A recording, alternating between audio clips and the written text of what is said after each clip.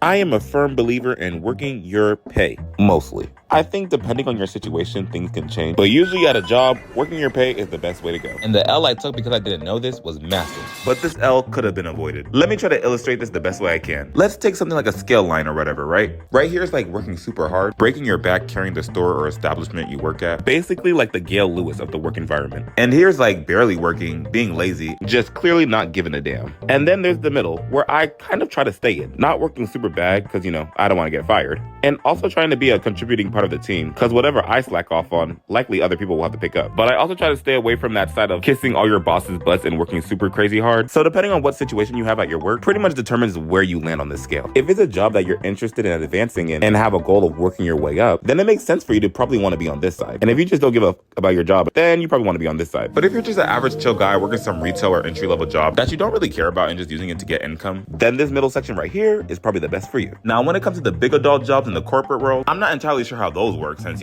I'm not there yet. But if you're like a McDonald's drive-thru worker and don't have any intentions of becoming the CEO of the company, you're most likely getting paid minimum wage or damn well under. And it's just not worth it using all your energy for barely anything. I know when I got my first job, I fortunately had my mother give me the pep talk of not letting bosses walk all over me. But a lot of these jobs will see people fresh into the job market and be like, ooh, this one we can manipulate. And even though I knew the dangers of this, I still unfortunately got caught in it. I had this one job, we'll call it Red Dot. And I wanted to work here so bad to the point I was making multiple job applications with different emails. And I finally got in, but it was only for seasonal, which is temporary. So around January, they usually let these seasonal workers go, but they were like, if your performance is really good, we will keep you. And I heard that and my brain was like,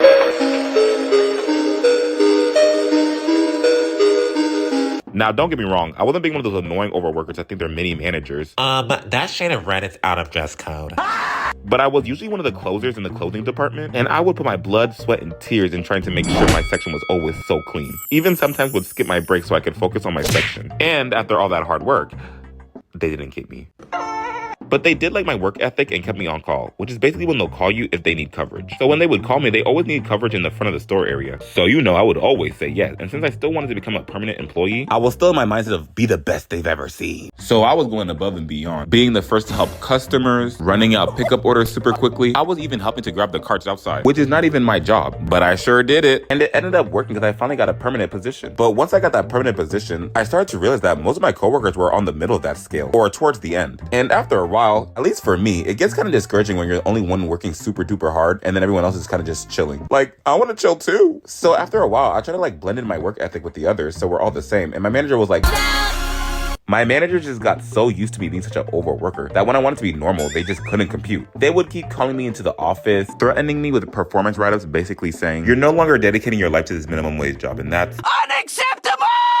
And then I just ended up getting stuck in this bubble that I don't even think I told anyone around me about, of having to retain this image of working super hard or I'd probably get fired. And it was just so exhausting. Looking back, I should have definitely stood up for myself more, but I always wanted that job so bad that I guess I was just like, this just must be the price to pay. It probably would have done me justice if I wanted to be a manager or something at Red Dot, but I literally had no interest in that whatsoever. So I was pretty much working hella harder than everyone else for no reason. And it was just not it, which is why I believe working your wage is the way to go. Because when you overwork, all you do is just make your bosses expect more from you for the same damn pay. Now, if they were giving me a little extra an hour under the counter, things might be a little different. But usually that's not the case because these jobs be cheap AF. I'm looking at you, Mr. Krabs. Underworking isn't that good either because you'll probably just get fired, to be honest. So if you got a job out there, just know. Working in the middle of the scale is like the Goldilocks zone. Your coworkers and bosses know not to expect you to break your back into a million pieces for them, but they know your work ethic is good and efficient enough to be productive throughout the day. Just make sure to keep in mind, if you catch yourself stressing, sweating, crying over a job, just think about how much you're getting paid an hour and ask yourself, is this really worth it? And most of the time the answer is it does kind of suck though, because if you're naturally a really good worker, a lot of jobs or bosses can unfortunately take advantage of that. So it's just good to be aware of. Plus, most of the time, these jobs don't even care about you. They'll do you dirty like Mr. Krabs when he sold SpongeBob for 52 cents. Correction. I'm currently editing this video right now and realized it was actually 62 cents. So, yeah. Money!